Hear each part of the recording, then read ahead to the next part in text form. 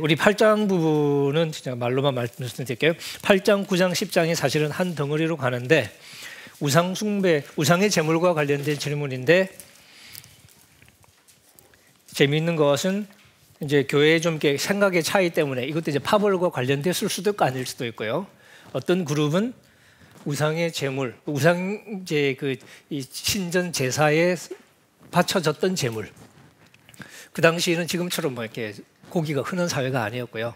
그리고 이 고기의 상당 부분은, 그러니까 고기가 유통되는 상당한 경우는 이게 이제 신전을 거치는 거죠. 신전에서 이제 그 고기로 제사를 드리고 그 고기가 이제 일부는 이제 그 신전을 섬기는 사람들에게 이제 배분이 되고 또 이렇게 상당 부분은 이게 이제 시장으로 가서 시장에서 판매가 되고 그런 거였죠. 그러니까 시장에서 파는 고기는 거의 대부분이 신전에서 제사 드리고 난 고기, 우상에게 바쳐졌던 이제 고기가 되는 거죠.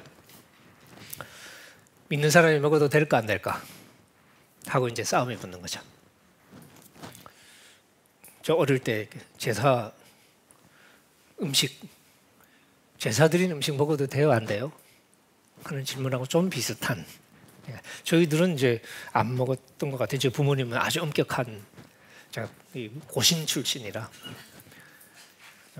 주일날 사 먹어 본 적도 없고 주일날은 공부를 해본 적도 없고 뭐 하여튼 주일날은 버스를 타본 적도 없고 그렇게 살았습니다. 그러니까 제사 음식 이웃집에서 가끔 이제 제사 지낸다고 이렇게 접시 들고 오잖아요.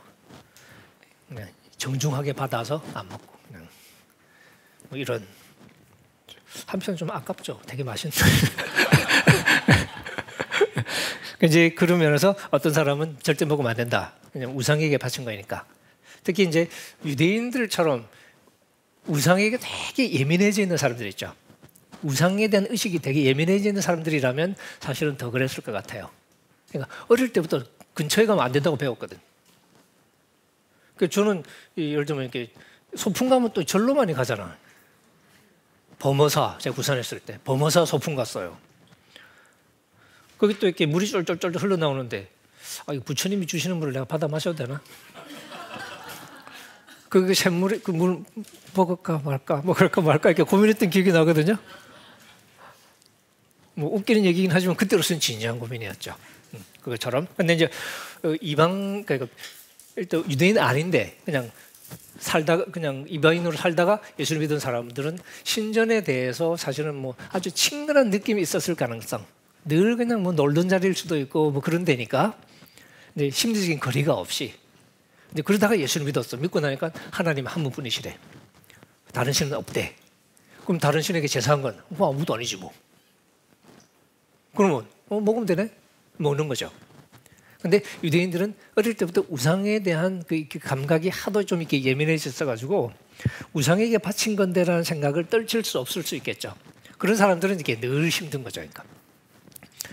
근데 바울은 여기서 지식이 있는 사람들, 뭐냐면 하나님 한 분뿐이죠. 우상은 존재하지 않죠. 그러니까 그냥 먹으면 되는 거죠. 이게 이제 올바른 지식인데 바울은 지식 있는 사람들이 양보하라고 지금 얘기를 하고 있습니다. 지식 없는 사람들은 어떻게 보면 하나님이 한 분이라는 사실을 선명하게 인식하면 모든 게 풀리잖아요. 근데 그런 지식이 없는 사람이 있는 거예요. 그러니까 하나님을 안 믿는다는 얘기가 아니라 하나님을 믿는 그 신앙의 의미를 완전히 현실적인 차원까지 깨닫지 못하는 사람들이 상당히 있거든요. 그런 사람들을 배려해야 된다는 거죠. 그래서 바울은 그 사람들을 기준으로 얘기를 풀어가고 그 뭐냐, 지식 있는 사람이 참아야 되고 네가 가진 지식 때문에 상대방이 오히려 이렇게 실족하거나 망하게 되는 상황이 생기면 네 책임이다. 그 핵심 포인트는 다른 사람을 배려하라는. 그러니까 지식 없는 사람을 신앙이 약하다고 야단치지 않습니다. 그 포인트죠. 신앙이 약한 게 아니에요. 그냥 약한 거죠. 그러니까 믿음이 약하다는 말을 가끔 쓸 수는 있겠지만 그게 신앙적인 근본적인 결함이어서 반드시 해결해야 된다고 얘기하지는 않습니다. 오히려 배려해야 된다고 얘기하죠. 그런 면에서 사실 바울의 태도는 사랑이 우선이다. 이게 이제 8장에서 가장 두드러지게 나오는 거고요. 이제 이런 부분은 현실적으로 생각해 보면 이제 오랫동안 무슬림으로 살다가 이제 개종한 경우, 기독교 복음을 받아들이고 개종한 경우가 있거든요. 무슬림으로 오래 사는 사람은 사실 이렇게 유대인과 마찬가지로 돼지고기를 먹지 않습니다. 예수를 믿고 나서부터 바로 이렇게 삼겹살을 먹냐? 못 먹죠. 이게 몸에 배어 있어서 이거는 평생 못 고쳐요. 평생 돼지고기를 못 먹습니다. 근데 어떤 사람은 가끔 한번 시도해 보려고 했던 사람이 있었던 것 같아요. 몸에 알레르기 반응이 두드러기가 생기기도 하고, 그러니까 몸이 안 받는 거예요. 이게 사람에게 참 복잡한 존재거든요. 그러니까 어떤 경우에는 생각만 바꾸면 되는 문제도 있지만, 오랫동안 우리 인간은 육체적인 존재니까 우리 육체가 끼어서 오랜 그 삶의 패턴으로 자리 잡은 것들은 이건 해결이 안 되는 것들도 있습니다. 어떻게 되냐? 그거는 함께 살려면 배려하는 수밖에 없습니다. 그러니까 그 사람 오지마 할 거 아니면 그 사람을 배려해야 되는 거죠. 그러니까 그 사람과 함께 있는 자리에서는 돼지고기를 안 먹고, 그 사람도 함께 먹을 수 있는 것으로 먹고, 돼지고기 먹고 싶으면 집에서 따로 먹고, 그러니까 이런 식으로 가거나 아니면 그 사람을 못 받아들이거나 이런 거죠. 근데 이제 함께 모인 공동체잖아요. 그러니까 서로 받아들여야 된다고 얘기하는. 근데 이런 경우는 되게 지식이 있는 사람, 없는 사람 중에 없는 사람이 이제 또 이렇게 해결이 더 어렵거든요. 그러니까 약자 강자의 문제가 아니고 엄밀히 말하면 지식이 없는 사람이 더 대책이 없습니다. 지식이 있는 사람은 그래도 조금 대화도 되고 그러는데 지식이 없는 사람은 대책이 없거든요. 그래서 그런 사람을 결국 배려할 수밖에 없는 그런. 그래서 바울이 그렇게 얘기하고 있고, 그 얘기를 하면서 9장에는 자기 얘기합니다. 나와보세요. 이렇게 되는. 나와보세요 얘기하는 게 핵심 포인트가 뭐냐면, 사실 자기가 사도죠. 사도로서 권리가 있잖아요. 그 권리의 핵심은 교회 공동체로부터 사실 생활에 생활비를 받을 수 있는, 그러니까 자기 생계를 이제 책임져 달라고 말할 수 있는 권리가 있는 거거든요. 그래서 베드로도 그랬고 다른 사도들도 다 이제 그렇게 했으니까. 근데 바울은 자기가 권리가 있다는 사실을 길게 설명을 해요. 14절까지 그 얘기를 해요. 뭐 하려고? 그런데 나 이 권리 안 썼거든요. 그 말 하려고. 그러니까 이게 이렇게 길게까지 변호하는 거 보면 권리 자체가 좀 애매하긴 했던 것 같아요. 그냥 바울이 제가 이렇게 쓰는 표현은 바울이 신학교를 안 나왔잖아요. 신학교를 안 나와가지고 평생 자격 시비에 휘말렸거든요. 그러니까 예루살렘 유대교회에서 사도 바울을 사도라고 부르는 그 증거는 없거든요. 그러니까 사도라고 불렀던 적은 없고, 이게 형제라는 표현은 나옵니다. 그러니까 형제라고 불렀던 기록들은 여기저기 나오는데 사도라고 불렀던 흔적은 없어요. 그러니까 적어도 예루살렘 유대교회에서 보기에는 바울은 사도가 아니었을 가능성이 많습니다. 신학교를 안 나왔으니까. 근데 바울은 자기는 확신했어요. 그러니까 자격 없다는 게 자기도 알아요. 그러니까 이 만삭되지 못하여 난자 같은 뭐 이렇게 얘기하기도 하고, 죄인 중에 내가 우두머리다 이렇게 얘기하기도 하고, 그러니까 사도가 될 수 없다는 건 누구보다도 잘 알고 있는데, 바울이 답답했던 거는 그럼에도 불구하고 나를 불러주신 걸 나는 어쩌냐고. 이게 바울의 답답함이에요. 나도 안다 자격 없는 거. 근데 나 불러주셨는데 그럼 나는 어쩌라고. 이게 이제 바울의 답답한 거죠. 그러니까 바울이 그런 자기 사도직 분한테 설명할 수 있는 딱 하나뿐이었던 거죠. 인내. 은혜를 베푸셨다 이렇게 표현하죠. 그래서 이 은혜라는 말을 바울이 쓸 때 상당히 많은 경우에 자기 사도 직분을 가리킬 때가 많이 있다고 제가 아까 말씀을 드렸습니다. 근데 이런 사도가 이제 일단은 나 사도 맞다. 그리고 나에게 권리가 있다 하는 걸 일단 확실히 해놓고 나서 그 다음에 내가 안 썼다. 왜 안 쓰는 줄 아냐? 하고 이제 그 다음 15절부터 좀 자세하게 이야기를 이렇게 하고 있습니다. 뭐냐? 이게 15절에 보면 이제 사실 이분은 굉장히 강하게 얘기하죠. 하나도 쓰지 않았다. 그리고 이제 내가 이 말을 쓰는 건 이제 와서 해달라는 말씀이신가요? 하고 오해할까봐 그거 아니거든. 그리고 아주 이렇게 말을 격하게 하죠. 내가 죽으면 죽었지. 내가 차라리 죽을지언정 여기에 문장을 끊으시는 게 좋습니다. 내가 죽으면 죽었지. 그리고 점점점점점 이렇게 읽으시는 게 가장. 그리고 그 다음에 아무도 내 자랑하는 걸 헛된 대로 돌지 못할 거다 하고 그 다음에 다시 얘기하는 겁니다. 그러니까 조금 격해 있는 느낌을 생각하셔도 좋을 것 같습니다. 그런데 이런 얘기를 하는 이유가 뭐냐? 그러니까 사실 생각해 보면 복음 전하는 것 자체는 자랑할 게 아니에요. 왜? 사명을 받았으니까. 그리고 안전하면 그러면 나한테 큰일 나겠지. 화가 있을 거다라고 얘기합니다. 근데 자랑하는 게 있다는 거예요. 내가 17절 자의로 행하면 이게 보상을 받는다는 뜻입니다. 근데 자기가 아니면 사명을 받은 거다. 복음 전하는 것 자체는 이게 지금 자유로 하고 안 하고의 문제가 아니에요. 사명을 받았기 때문에. 그러면 내가 기대할 수 있는 보상이 뭐냐? 그냥 주어진 사명 말고 뭐 엑스트라가 있어야 내가 뭐 그거에 대한 반대급부를 받을 텐데, 그게 뭐냐라고 말할 때, 복음을 전할 때 18절 복음을 전할 때 값없이 전하고 복음으로 말미암아 내게 있는 권리를 쓰지 않은 것. 그러니까 교회 후원을 받지 않고 복음을 전했다는 것은 사실은 기본 임무보다 자기가 더 했다는 거죠. 그러니까 후원 받으면서 복음 전하면 되는 건데 자기는 후원까지도 거절하면서 복음을 전했다는 거예요. 이걸 내가 자유로 한 거고 이 부분은 내가 자랑할 근거가 된다고 이야기를 합니다. 그런데 이렇게 얘기를 쭉 풀어가는 게 뭐냐면 19절, 내가 모든 사람에게 자유롭고 하지만 스스로 모든 사람에게 종이 되었다. 자기 권리를 포기한 게 그 증거 중에 하나인 거죠. 왜? 더 많은 사람을 얻고 싶어서. 그러면서 유대인들에게는 유대인처럼, 그러니까 자기 유대인이니까, 사실 웃긴 얘기죠. 유대인이니까 뭐 똑같이 그냥 하면 되는데 바울이 혼자 있을 때는 유대인처럼 살았던 것 같아요. 유대 절기도 지키고 또 이렇게 안 할 이유가 없잖아요. 했던 것 같아요. 근데 그래서 율법 아래 있는 자들에게는 율법 아래 있는 자처럼 얘기했다. 그 다음에 이제 21절 율법 없는 자들에게는 율법 없는 자처럼 같이 살았다 하는 거죠. 뭐 필요하면 이렇게 맥주도 한 잔씩 마시고, 근데 혼자 있을 때는 안 마셔. 저는 요새는 혼자 있을 때 가끔씩 마시긴 합니다만, 예전에는 혼자 있을 때는 절대 안 마시고, 근데 이제 다른 교수님들이나 좀 이렇게 대화가 좀 필요할 때는 제가 혼자 또 이상한 분위기 만드는 건 또 아닌 것 같아서 제가 이제 뭐 한 잔 따로 놓고 아껴가면서 홀짝홀짝 이제 그렇게 마시고, 그래서 이제 같이 분위기 맞춰서 대화하고, 뭐 그랬거든요. 이제 사실 뭐 그런 거죠. 그리고 또 이제 여러 가지 면에서 유대인들만 독특하게 지키는 그런 관습이 있는데 다른 사람하고 있을 때는 그것도 그냥 때로는 포기하기도 하고 그랬던 거죠. 그리고 22절 약한 자들에게는 약한 자와 같이. 이게 뭐냐면 그 사람들의 세계 속으로 함께 들어가지 않으면 소통이 일어나지 않잖아요. 그러면 진정한 의미에서 복음 전도가 사실은 불가능한 거거든. 그래서 바울은 일단은 그 동네 사람들과 같이 되는 걸 굉장히 중요하게 생각을 했습니다. 특히 22절 약한 자들에게는 약한 자와 같이 된 것은 약한 자들을 얻기 위해서고, 그리고 여러 사람에게 이런 모습이 된 것은 아무쪼록 몇 사람이라도 구원할 수 있을까 봐. 그래서 그 사람들과의 근본적인 소통을 사실은 시도했던 거죠. 이렇게 하는 이유는 복음을 위해서 모든 걸 이렇게 한 것은 복음에 참여하고 싶어서. 이게 복음에 참여하고 싶다는 얘기는 바울의 언어로 법주기 두고 봤을 때는 구원과 관련된 표현인 것처럼 보입니다.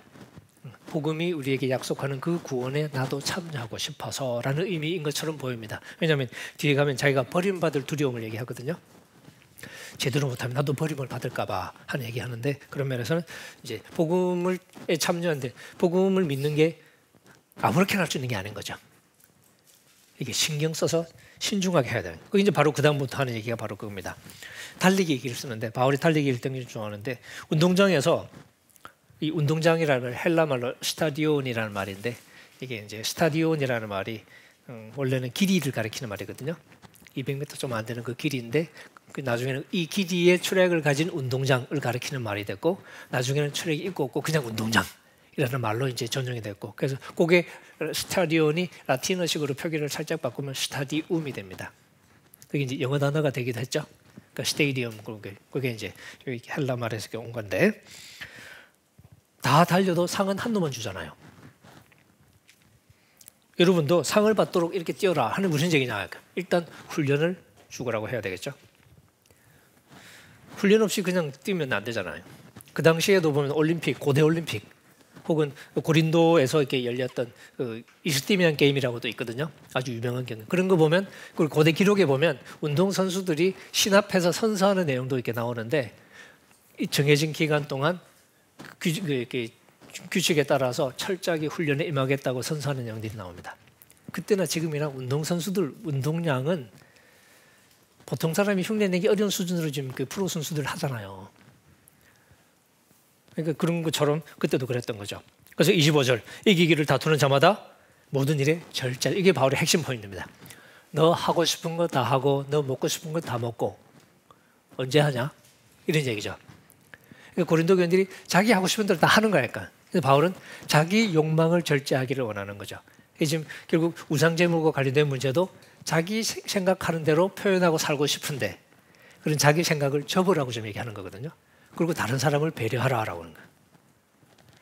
맥주가 되게 땡기는데 오늘따라 날도 덥고 막 그리고 힘들게 하루 종일 일어가서 저녁에 딱 왔어요. 냉장고를 딱 여니까 있잖아 거기. 근데 손님이 와 계셔. 권사님이. 혹은 총신 출신 전도사님이 와 계셔. 어떻게 할까요? 약간 이게 뭐 이렇게 열린 문이면 괜찮지만 만약에 아닌 경우는 당연히 절제해야지. 그런 그게 생각처럼 쉽지 않을 때도 있을 거 아니에요, 그죠? 하지만 절제. 왜? 다른 사람을 배려하는 게 전사님을 사랑하는 게 먼저거든. 내 욕심 채우는 게 중요한 게 아니고 사랑하는 게 먼저기 때문에 절제하는 뭐 그런 얘기예요. 그러니까 이제 절제해야 된다. 근데 이 25절에 보시면 저 사람들은 썩을 승리자의 관을 얻고자 하죠. 멸류관이라고 변형되는데 이게 이제 헬라말로 스테파노스예요. 우리 스테반 이름 있죠? 예, 스테반이라는 이름이 이제 헬라말로 스테파노스입니다. 이게 원래 승리의 관을 가리킵니다. 원래 임금님들이 쓰는 관이 있죠. 그런 거하고 좀 다르게 승리해서 이긴 운동 경기나 싸움에서 이긴 사람에게 주는 관, 그걸 이제 멸류관이라고 부르는데 그 관. 근데 이 사람들은 사실 썩을 거잖아요. 월계수로 만들거나 혹은 소나무로 만들기도 하고요. 어떤 때는 이제 샐러리로 만들기도 하고. 이게 상징적으로 주는 거라서 그 관 자체가 오래 가지는 않죠. 물론 이제 그 상과 더불어서 이제 많은 뭐 부와 명예가 따라오긴 합니다. 근데 관 자체는 그냥 썩는 거죠. 근데 썩는 거 저거 어쩌고 얻고자 저렇게 하는데 우리는 썩지 않을 영원한 멸류관을 얻고자 하는 거잖아요. 얼마나 더 신중하게 잘해야 될까요? 이런 얘기를 좀 하고 있습니다. 그래서 26절 나는 달리는데 향방 없는 것처럼 하지 않고 달리기 갈 때 방향 없이 뛴다는 거는 그냥 산천 구경 다 하고 여기 봤다 저기 봤다 그렇게는 안 되잖아, 그죠? 그 다음에 이미지를 바꿉니다. 싸우는 격투기 이미지, 권투를 생각하셔도 되고 격투기 생각하셔도 되는데 싸울 때 허공을 치는 것처럼 하지 않는다. 이건 두 가지 의미가 가능한데 하나는 허공을 친다는 건 소위 이렇게 그 헛방을 날렸을 때 쳤는데 상대방이 피해버렸 뭐 이런 경우. 근데 대개 그런 경우는 그 다음에 무슨 일이 벌어지죠? 실제 시합에서 프로들끼리 붙을 때 한번 크게 헛방 한번 날리면 날린 상태에서 내가 중심을 살짝 이제 못 잡는 상태에서 펀치가 날아와서 바로 쓰러지고 이런 일이 벌어지죠. 그러니까 이게 신중하지 못한 이제 시합의 한 경우가 되겠죠. 그런 식으로 하지 않는다. 그럴 수도 있고요. 그다음에 여기 헛방 공중을 친다, 허공을 친다는 게 어쩌면 연습 경기 하는 것을 가리킬 표현일 수도 있습니다. 섀도우 복싱하는 거죠. 혼자서 막 이러는 거예요. 섀도우 복싱 하는 것처럼 하지 않는다는 얘기는 연습하는 것처럼 가볍게 하는 게 아니다는 거죠. 이건 실전처럼 진지하게 나는 그렇게 지금 하고 있다. 그런 이야기로 이해하셔도 좋겠습니다.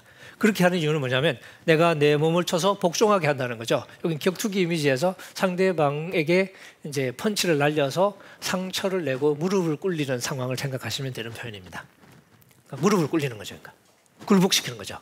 근데 그렇게 하는 게 목적이 뭐냐? 남에게 전파한 뒤에 나 자신이 도리어 버림이 될까 봐. 나도 제대로 안 하면 버림받을 수 있는 거거든요. 바울은 이걸 항상 의식하면서 살았습니다. 그러니까 한편으로는 그리스도 안에서 우리에게 주신 하나님의 사랑에 대한 강한 확신을 가지고 살았죠. 그리고 그 어떤 것도 우리 주 예수 그리스도 안에 있는 하나님의 사랑에서 끊을 수 없으리라 이러고 살았던 사람이거든요. 동시에 나 역시 하나님 앞에서 제대로 하지 않으면 버림받을 수 있다는 긴장을 갖고 있었던 거죠. 두려움과 떨림이라고 우리가 보통 표현하죠. 그러니까 건강한 신앙에는 이 두 가지 요소가 항상 같이 있는 거예요. 우리 아버지가 너무너무 좋은 분이에요. 그 생각만 하면 너무너무 좋아. 근데 동시에 또 무서워. 왜? 아무렇게나 막 하는 분은 또 아니거든요. 한편으로 엄격한 것 같고 그렇지만 또 한편으로 또 되게 자상하고 자애롭고 제 아버지가 생전에 좀 그러셨던 편인데 그러니까 한편 어릴 때 자랄 때는 참 좋아요. 참 좋은 아버지. 하지만 또 약간 또 좀 이렇게 무서운 그런 면도 좀 있었고 그랬던 것 같습니다. 그런데 하나님은 오죽하겠습니까? 바울이 이렇게 하나님은 우리가 우습게 여길 수 있는 분이 아니다 하는 얘기를 갈라디아서 하는데 그것처럼 바울 자신부터가 사실은 이게 하나님이 우리의 구원자시고 하나님은 우리를 불러주시고 우리에게 언약 백성으로 살게 하시고 그리고 우리의 삶에 우리에게 책임을 이렇게 부여하셨단 말이죠. 우리가 이것을 소홀히 하고 팽개치면 우리가 하나님 앞에 올바르게 받아들일 수 없다는 생각을 늘 하고 있었고 그래서 바울은 신중하게 자기의 삶을 살아가려고 하고 있었고 그리고 또 성도들에게 그렇게 가르치고 있습니다.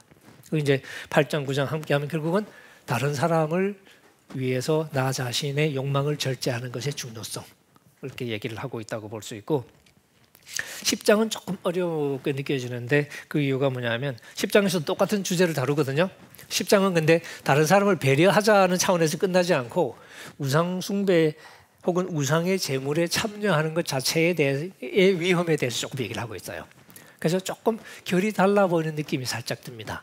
근데 10장 1절에서 13절까지는 바울이 고린도 교인들의 오만함을 야단치는 대목이고요.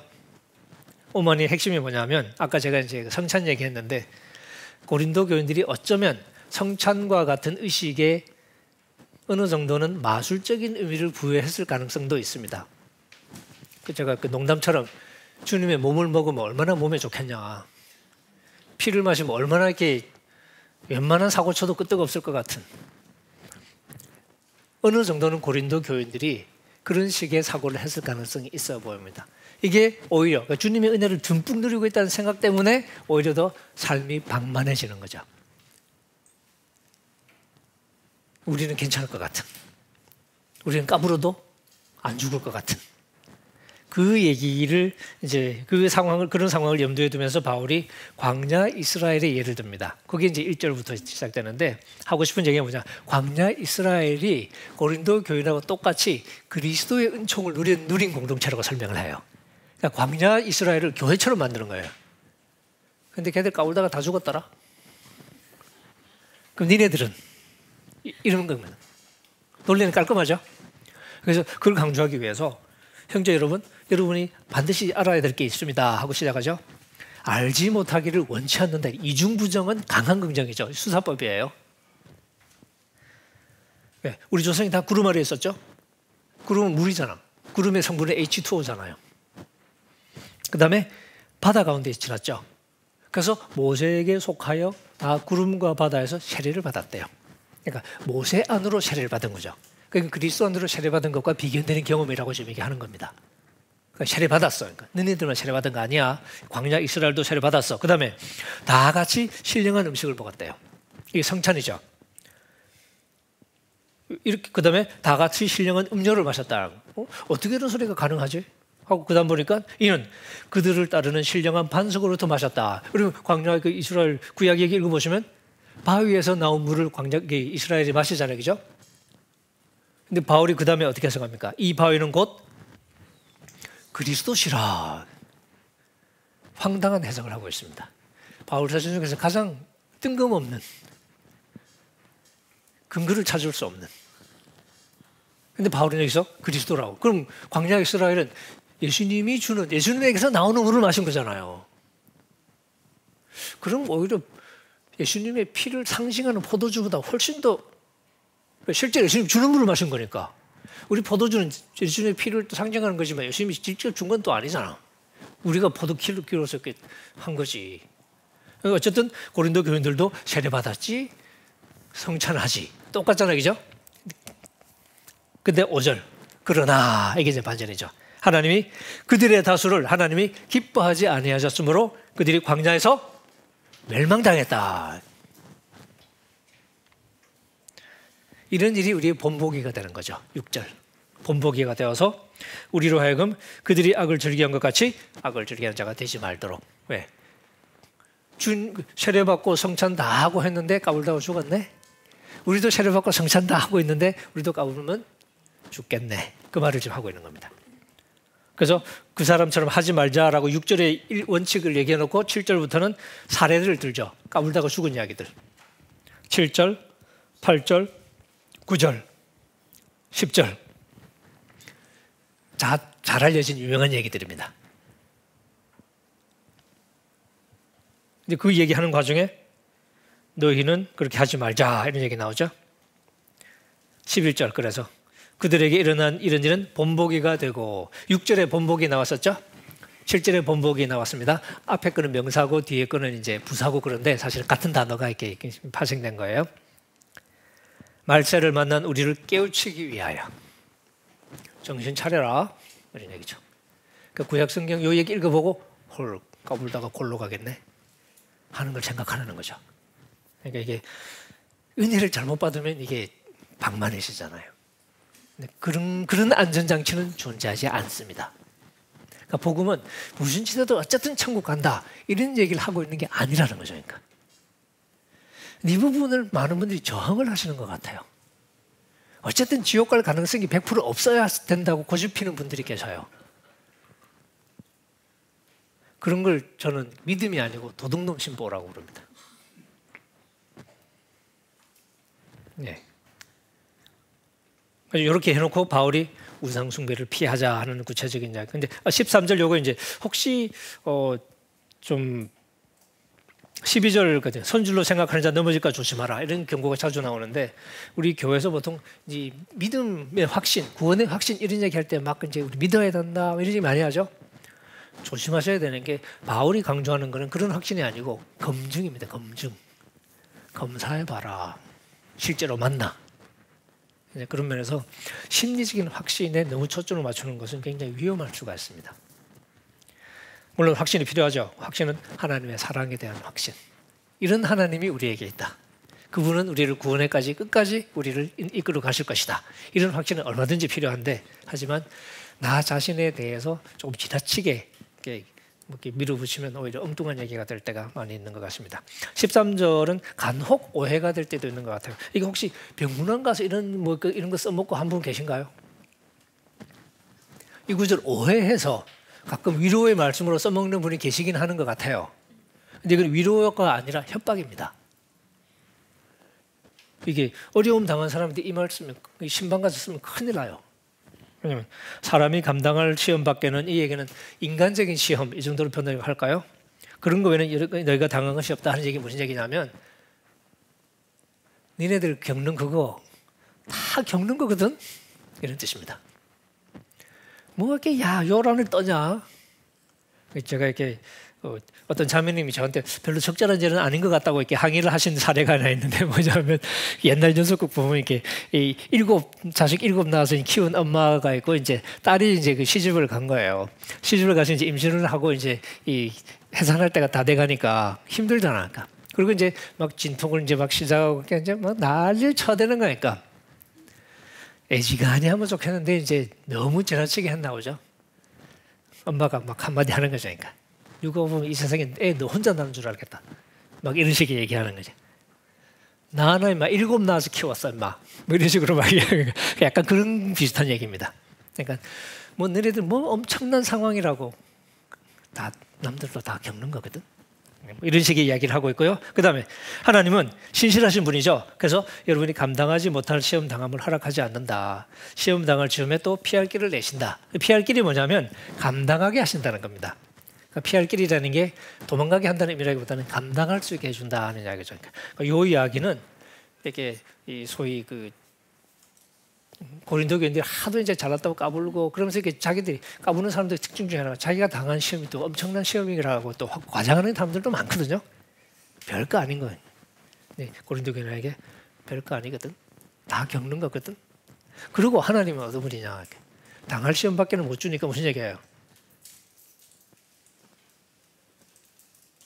감당할 수 있는 밖에 안 주시니까 감당 못하면 누구 책임? 네. 병원에서 이런 얘기하면 큰일 난다는 게 그런 얘기입니다. 실제로 감당 못할 어려움에 처한 사람들이 있거든요. 그런 분들한테는 절대 이런 얘기만 하는 거예요. 지금 고린도 교인데 야단치느라고 지금 하는 얘기입니다. 잘났다고 까부는 사람들. 근데 실제 어려움에 있는 분들에게는 이게 전혀 안 맞는 이야기. 사실 제가 입원해 본 적은 없는데 이제 병문안 이렇게 상황을 생각해 보면 제가 이렇게 다른 경험을 유추해서 이제 제가 한번 입원했다고 칩시다. 이제 제 고등학교 친구들이 이렇게 막 찾아오겠죠. 지금도 이렇게 애들끼리 자주 만나고 저는 서울에 있으니까 잘 못 만나지만 부산에 있는 놈들은 맨날 만나거든요. 뻑 한번 만나서 이렇게 술 처마시고 새벽 1시에 막 나한테 전화하고 전화 이렇게 전화해. 그냥 한번 해봤다. 그럼 이게 자기들끼리 술 처마실 때 항상 그럽니다. 그런 친구들이 병문안 오면 새끼 아파가지고 뭐 이런 식으로 이렇게 약간 핀잔들 친구들끼리 그러잖아요. 그리고 이렇게 뭐 그리고 또 뭐 아픈 이야기하고 특히 어머니 이렇게 입원하실 때 우리 교회 권사님들이 오시면 맨날 아픈 이야기. 자기 신랑 아팠던 이야기, 그 아팠는데 뭐 이렇게 오줌 먹은 이야기. 오줌 먹으면 난다 그래가지고 그런 이야기 다 병원에서 엄청 들었는데 죽으라고 그런 얘기 하고 가요. 그러니까 아픈 이야기 하고 가는 거니까. 근데 그게 뭐냐면 이게 공감이죠. 아픈 사람에게 아픈 이야기를 해서 우리도 똑같다. 우리도 같은 배 탔다. 이게 이제 사실은 굉장히 중요한 무의식적으로 우리가 하게 되는 위로 방식이거든요. 왜냐하면 어떤 특별한 어려움에 빠진 사람이 가장 큰 어려움은 외로움이거든요. 고립감. 그게 아니고 우리도 똑같아. 이러면 이제 근데 이제 교회에 이제 목사님이 오시면 주님의 뜻이 있을 겁니다. 그래서 곰곰이 생각해 보면 기분이 별로 안 좋아. 근데 왜 그러지? 곰곰이 생각해 보면 주님이 무슨 뜻이 있어서 내가 이렇게 아플까요? 무슨 하실 말씀이 뭐 이렇게 나오고 뭐 그리고 가만히 생각해 보면 네가 뭔가 잘못한 게 있어서 주님이 하실 말씀이 있어서 너를 징계하는 게 아니겠냐. 약간 이런 쪼야. 그러니까 가시고 나면 기분이 더러워요. 그래서 안 왔으면 좋겠어.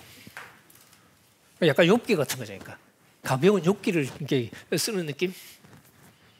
이제 그런 상황. 그래서 이 말씀이 사실은 교만한 고린도 교인들을 경고하기 위해서 하는 말씀이라는 걸 조금 이렇게 생각을 하면 좋겠고요. 그다음에 이제 우상 숭배와 관련해서는 8장과 조금 결이 다르다고 말씀을 드렸던 게 우상 숭배 자체의 위험성은 바울이 선명하게 인식을 하고 있습니다. 근데 바울도 역시 유대인이기 때문에 유대적인 이 사고를 이렇게 하고 있고요. 그래서 10장에서는 이 아주 편한 마음으로, 그러니까 요건 조금 이제 소위 강하다고 생각하는 사람들을 염두에 두고 한 얘기겠죠. 나는 뭐 이렇게 성찬도 딱 참여하고 신전에서도 밥 먹고 나는 아무렇게도 괜찮아라고 너무 쉽게 말하는 사람들을 염두에 두면서 그것이 영적으로 굉장히 느슨한 생각일 수 있고 위험할 수 있다는 사실을 경고하는 대목이고 자세하게 설명하기는 그래서 일단 그 정도만 말씀을 드리고요. 그래서 바울이 여기서도 결국 이제 얘기가 진행되는 건 또 비슷합니다. 23절 모든 게 다 가능하겠죠. 이 대목은 고린도 교인들하고 바울이 대화를 나눈 것일 수도 있습니다. 그 당시에는 인용 부호가 따로 없거든요. 그래서 만약에 고린도 교인 입장에서 나는 그리스도인의 자유가 있기 때문에 모든 게 가능하다. 바울이 하지만 모든 것이 유익하지는 않지 않습니까? 그 다음에 나는 모든 걸 할 수 있어요. 하지만 모든 것이 덕이 되지는 않잖아요. 이렇게 23절을 주고받고의 대화로 이해하면 좋을 것 같고요. 그래서 최근에 나오는 번역 성경들이 있죠. 그런 경우는 아예 대화체로 번역을 한 경우들도 있습니다. 그래서 바울의 결론, 누구든지 자기 유익을 구하지 말고 남의 유익을 구하라. 예수만 믿는 사람이 제일 이해 못하는 구절 중에 하나입니다. 궁극적으로 자기를 위해서 사는 거 아니냐, 뭐 이런 얘기 하는 분이 있거든요. 근데 예수 믿는 사람은 이제 그런 생각은 안 하는 거죠. 그러니까. 미쳤냐? 나 좀 미친 것 같아.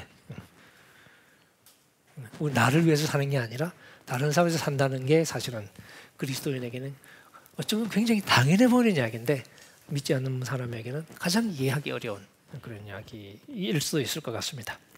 그래서 25절 같은 데 보면 시장에서 지침, 일종의 현실적인 지침이죠. 시장에 파는 고기는 양심을 위해서 묻지 말고 먹어라. 사실 이 양심은 바울이 다른 사람의 양심을 염두에 두고 하는 얘기입니다. 그 다음에 왜? 모든 게 다 하나님 거니까. 그러면 좋겠죠. 근데 또 이제 누구 집에 초대받았어. 근데 안 믿는 사람이야. 근데 고기를 사오는데 시장에서 사왔겠죠. 근데 그게 신전에서 나온 고기겠죠. 드세요. 맛있잖아. 고기 자주 먹지도 못하는데 약간 이게 1차적인. 그리고 27절에 보면 양심을 위하여 묻지 말고 먹으라는 것도 자기 양심 말하는 게 아니고 상대방의 양심을 존중해서 그냥 먹으라는 겁니다. 근데 누군가가 이거 제사 드렸는데 라고 말하면 알게 한 사람과 그 양심을 위해서 먹지 마라. 그러니까 시험 들 만한 사람이 옆에 있으면 조심하라는 얘기죠. 그러니까 결국은 배려하라는 얘기입니다. 그래서 29절 내가 말하는 양심은 네 양심 말고 남의 양심, 남의 양심을 배려하라는 얘기예요.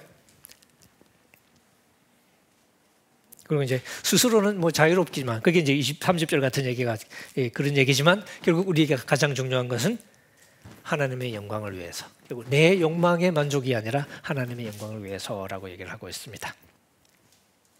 그리고 포인트는 유대인에게나 헬라인에게나 하나님의 교회나 거치는 자, 다른 사람을 걸려 넘어뜨리게 하는 그런 행동을 하는 사람이 되지 말고 나와 같이 모든 일에 모든 사람을 기쁘게 하여 자신의 유익을 구하지 말고 많은 사람의 유익을 구하여 그들을 구원받게 하라. 구원에 이르는 과정 속에서 내가 다른 사람을 실족하게 할 수 있잖아요. 그럼 큰일 나거든. 그래서 내가 걸림돌이 되지 않으려고 다른 사람을 배려하면서 남의 유익을 구하면서 그 사람 역시 구원에 이룰 수 있도록 함께 구원의 길을 갈 수 있도록 하자 하는 이야기를 지금 바울이 하고 있고, 그 이야기를 한마디로 줄인 게 11장 1절입니다. 11장 1절은 윗부분으로 붙여서 읽는 게 더 나을 것 같아요. 내가 그리스도를 본받는 자 된 것 같이 여러분은 나를 본받는 자 되십시오. 그래서 제가 바울의 설교를 한마디로 줄이면 뭐가 될까요? 그런 얘기할 때 나처럼 하십시오. 이게 참 어떻게 보면 교만하기 짝이 없는 행동인데 바울이 교만해서가 아니라 진정한 의미에서의 사실은 복음 전달은 결국은 이룰 수밖에 없는 거죠. 그래서 복음은 제가 어디에 그렇게 표현했습니다만 말과 말의 고리를 통해서 연결되어 이어지는 게 아니라 삶과 삶의 고리를 통해서 전달되는 거다. 제가 그런 표현을 쓴 적이 있습니다. 그런데 이 부분이 참 우리가 많이 아쉽게 느껴지는 부분이죠. 현실적으로. 하지만 이걸 우리가 고집하지 않으면 진정한 의미에서의 교회 공동체의 회복을 우리가 말하기는 어려울 것 같아요. 제가 어릴 때 자랄 때도 가끔 교회에서 이제 일들이 많이 생기죠. 불미스러운 일들도 생기고 또 어떤 분이 시험 들어서 막 이제 예를 들면 참 쉽지 않은 케이스인데 일본인의 현지처, 일본 사람이 현지처였던 분이 계셨어요. 근데 가끔씩 바로 교회 옆에 살아가지고 교회 나오는데 계속 살아. 물론 그분의 삶이 정상적인 삶은 아니긴 한데 어쨌든 현실적으로 그래서 출발하는 거잖아요. 그럼 교회가 어떻게 될까요? 어쨌든 최대한 그 사람도 이제 뭐 배려하고 아껴주고 하면서 어쨌든 해주면 좋을 것 같은데 또 이게 이야기거리가 되니까 한 번은 엄청 이제 그분이 상처를 받았나 봐. 그래서 교회에서 저희 어머님도 가시고 그래서 제가 따라갔던 것 같아요. 아주 어릴 때는 안 됐는데 어쩌다가 이제 권사님 따라가서 이제 그 신방까지 따라갔는데 그때 들었던 말 중에 하나가 사람 보고 믿나 하나님 보고 믿지. 사람한테 상처를 많이 받았으니까 그 얘기를 하셨어요. 근데 그때는 그런 말을 많이 이제 들으면서 자랐는데 이제 나중에 이제 생각해 보면 그 말은 이해는 가지만 참 슬픈 이야기. 그리고 성경적이지는 않은 이야기. 성경은 사람을 보고 믿도록 정하셨습니다. 그 사람이 그리스도의 제자인 것이고 그것을 포기하지 말라고 거듭거듭 얘기하시는 거죠. 그래서 제가 여기하고 일단 우리 쉬겠습니다. 저기 산상수훈에서 예수님이 제자들을 소금이라고 말할 때 너희는 소금이다라고 말할 때 포인트는 소금이 되라는 얘기가 아니고 소금이다 그러셨거든요. 비유하신 건데 포인트가 뭐냐면 소금이 만일 그 맛을 잃어버리면 무엇으로 짜게 하겠냐. 그러니까 음식을 짜게 한다는 뜻이 아니고 소금 자체 얘기입니다. 소금이 만일 그 맛을 잃어버리면 무엇으로 그 짠맛을 다시 회복하겠냐. 되게 안 되게? 당연히 안 되지. 그럼 어떻게 해요?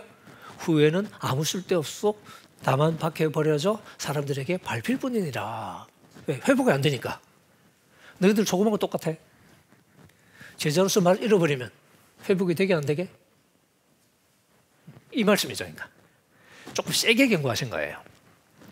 그러니까 제자라는 게 박해가 오면 맛을 살짝 잃어버렸다가 다시 또 폈다가 이런 식으로 할 수 있는 게 아니라는 거죠. 그러니까 이 말씀이 바로 박해 말씀 다음에 나오는 거 아시죠? 그러니까 우리는 박해를 피하고 싶어서 맛을 잃어버리고 싶은 유혹에 직면하잖아요. 그런데 필요할 때는 슬쩍 뺐다가 다시 넣고 이런 식으로 할 수 있는 게 아니라는 거죠. 그래서 말하자면 이게 충전지가 아니고 건전지다 이런 거예요. 자꾸 충전 이게 안 되는 거니까 한 번 약발 다 한번 버려야 돼. 그 다음에 빚 얘기도 박해를 피하기 위해서 맛을 잃어버리는 게 안 된다. 그럼 근데 또 박해는 받기 싫어. 어떻게? 맛을 간직한 채로 안 나가면 되잖아. 밖에 안 나가면 안 맞잖아요. 그게 이제 또 그리스도인의 제자들이 지금 우리 한국 교회가 사실 그런 거죠. 예배당 안에 가보면 세상에 이렇게 믿음 좋은 동네가 없어요. 교회마다. 그죠? 근데 예배당 문 열고 나가면 아무 표시도 안 나. 그러니까 안 나가는 거죠. 예수님 빛, 이게 바로 그겁니다. 너희는 빛이다. 산 위에 있는 동네가 숨을 수 있게 없게. 산 위에 있는 동네니까 숨을 수가 없죠? 그런 거야. 야, 등불 켜서 어떻게 말 아래 감춰? 말은 우리 어르신들 잘 아시는 한 말, 두 말 그 말입니다. 한 대, 두 대, 한 말, 두 말. 요즘 애들은 이 단어를 모릅니다. 한 대, 한 호흡, 한 대, 한 말 이 말을 몰라요. 우리 대학생들이 몰라요, 보통은. 그래서 설명해 줘야 돼요. 어쨌든 말 아래 감추지 않고 등경 위에 둔다 그러죠. 산 위에 있는 동네처럼 등길 위에 주는 이유가 뭐냐면 그래야 집안 모든 사람에게 비치느니라 하고 예수님 설명 친절하게 해주시죠. 그게 포인트인 거예요. 그러니까.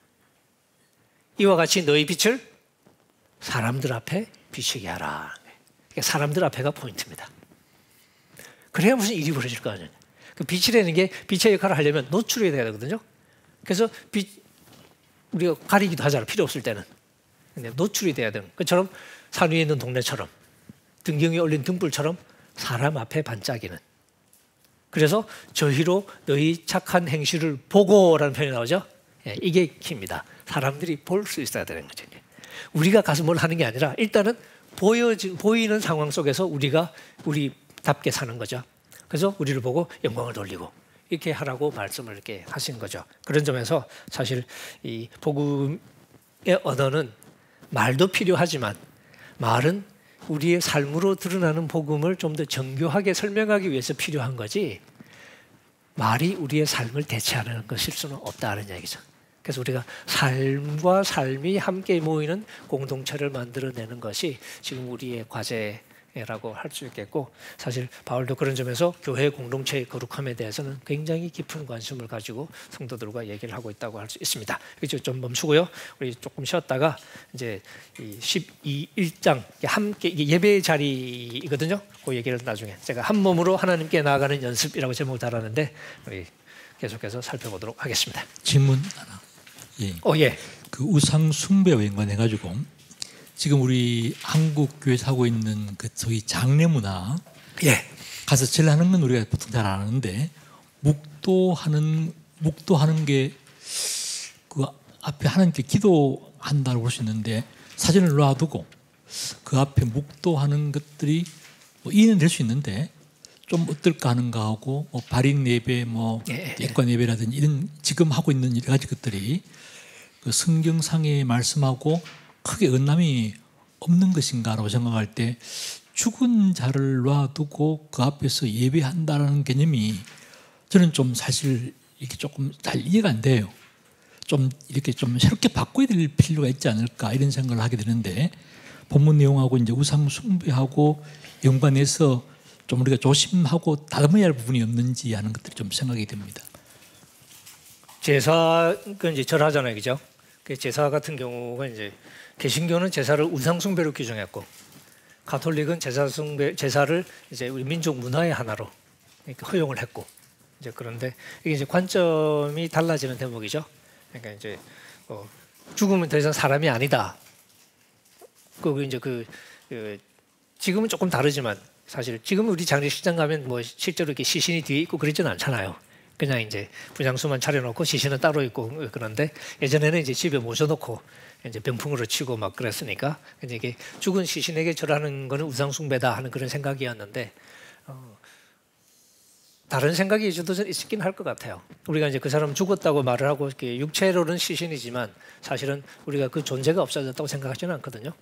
오히려 주님과 함께 있게 되었다라고 생각할 수도 있고. 그리고 이제 우리가 절을 하는 행위가 이제 예배가 유일한 어떤 숭배하는 신적인 존재를 숭배하는 것이 유일한 의미일까를 또 생각해 보면, 근데 꼭 그렇지 좀 다르게 해석할 가능성. 예를 들면 이제 우리가 설날에 세배하고 뭐 그 세배할 때 이제 어른들에게 세배하기도 하고 또 이제 반드시 윗사람 아니어도 또 어떨 땐 맞절하기도 하고 그러잖아요. 그렇게 하기도 하고 그렇게 보면 절이라는 것이 단순히 숭배의 의미가 아니라 조금 더 이렇게 포괄적으로 통용될 수 있는 사회적인 어떤 우리의 몸짓 그렇게 본다면 사실은 이제 장례식장에 뭐 어떤 분은 뭐 기독교인들은 되게 이제 서서 이렇게 묵도하고, 그리고 이제 안 믿는 분 중에 가끔 이제 와서 이렇게 절하시는 분도 계시고, 그런 분들은 상주에게도 절을 하십니다. 그런 면에서 자기로서는 최상의 예의를 표하는 방식, 그분들이 숭배한다고 절을 하고 하는 경우는 없거든요.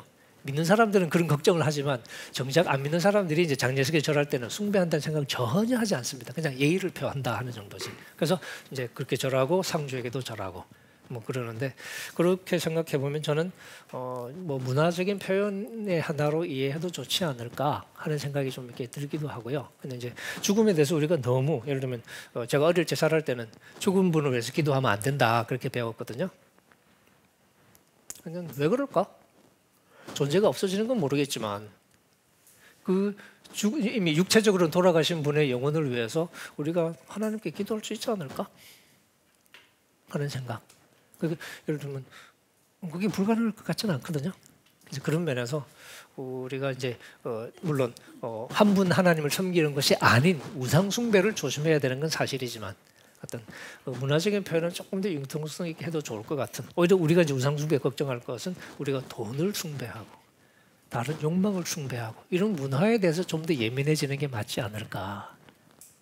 근데 오히려 그런 것들은 우리가 너무 쉽게 그냥 수용하면서 오히려 그런 의식적인 그런 차원에 막 예민하게 하는 것은 오히려 자칫 잘못하면 이율배반적인 어떤 게 행태가 될 수도 있는. 그러면서 저는 이 문화적인 표현은 조금 더 우리가 더 융통성 있게 해석해도 저는 괜찮을 것처럼 보입니다. 그래서 안 믿는 분이 이제 예수를 믿게 될 때 큰 어려움을 겪는 것 중에 하나가 실제로 제사였고, 그런 것들에 대해서는 갑자기 제사를 바로 끊어야 된다라고 말하기가 실제로 어려울 때가 많거든요.